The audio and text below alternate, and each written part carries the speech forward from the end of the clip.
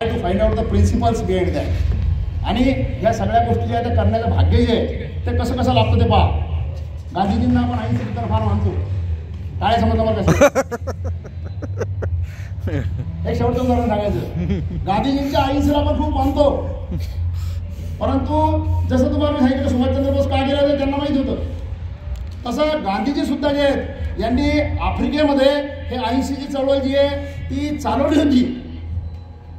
1893 ते 1914 ते आफ्रिकेमध्ये होते, त्यावेळेस त्यांनी ती पूर्ण चळवळ चालवली आणि त्याला आलेलं यश पाहिल्यानंतर भारतामध्ये टिळकांच्या मृत्यूनंतर 1920 नंतर असहकार आंदोलन किंवा अहिंसा सुरू झाली आणि ती यशस्वी झाली, कारण गांधीजी वॉज डॅम कॉन्फिडंट.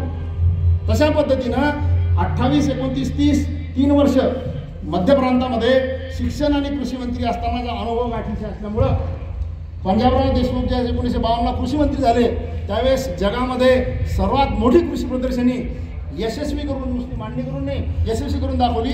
आणि त्या काळामध्ये झालेल्या जागतिक नेत्यांच्या ओळखीचा प्रभाव पाहून कदाचित पंडित नेहरूंनी त्यांना पुढच्या मंत्रिमंडळात घेतलं नाही, हे सत्य आहे. राजकारणामध्ये आपल्यापेक्षा शिकवण कोण झाला त्याला कापावं लागत असतं. दुर्दैवानं पंजाबराव जे येतं त्यांनी त्याची काही पर्वा केली नाही. पण एक महत्त्वाची गोष्ट सांगून मला संपवायचं आहे, कारण हे आता विषय तिथं आलं. तिथे घटना दुरुस्तीमध्ये किंवा घटनेच्या कमिटीमध्ये पंजाबराव ते किती लोकांना माहिती आहे, हातवर करा एकदा.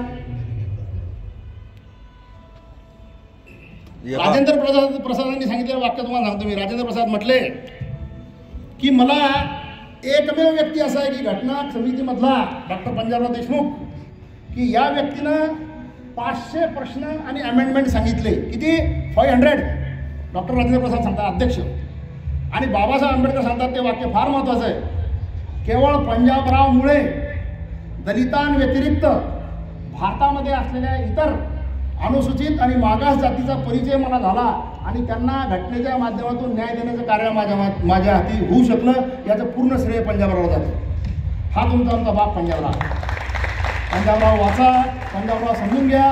पंजाबरावचा एक तरी गुण आपण जर घेतला तर पंजाबरावचं भारतरत्न तुमच्या माझ्या घरात आल्याशिवाय राहणार नाही. याच ठिकाणी मी शब्दाला विराम देतो. धन्यवाद. धन्यवाद सर.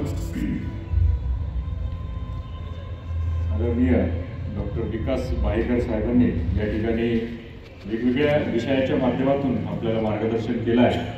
आणि भाऊसाहेबांना जर खऱ्या अर्थानं आपल्याला भारतरत्न मिळवायचं असेल, खरं तर भाऊसाहेबांना त्या भारतरत्नाची गरज नाही, परंतु त्यांना मिळणे ही हा आपला बहुमान असणार आहे आणि ती आपल्या जगण्याची गरज असणार आहे. भाऊसाहेबांच्या जीवनातील वेगवेगळे कथानक किंवा प्रसंग वर्णन करणे हा खरा म्हणजे आपल्या या भाषणांचा किंवा कुठल्याही उपक्रमांचा किंवा अशा पद्धतीच्या जयंती उत्सवाचा उद्देश नसतो, तर त्यामागील तत्त्व जाणून घेतले पाहिजे. हा अतिशय मोलाचा सल्ला या ठिकाणी आणि मार्गदर्शन या ठिकाणी आदरणीय डॉक्टर विकासजींनी आपल्याला दिला आहे. आणि खरोखर एक काम करण्यासाठी मोठं क्षेत्र, तुम्ही एक मोठं चॅलेंज आम्हाला या ठिकाणी ओपन करून दिलेलं आहे. थोडी भीती आहे की आम्ही हे करू शकू की नाही, परंतु सुरुवात केली तर निश्चित कुठेतरी 2 पावलं 4 पावलं आपण पुढे जाऊ शकतो. आणि सगळ्यांनी जर या ठिकाणी एकत्रित येण्याचा प्रयत्न केला तर निश्चित आपण जो या ठिकाणी मांडलेलं जे काही टार्गेट आहे ते ध्येय आपण निश्चित पूर्ण करू शकतो.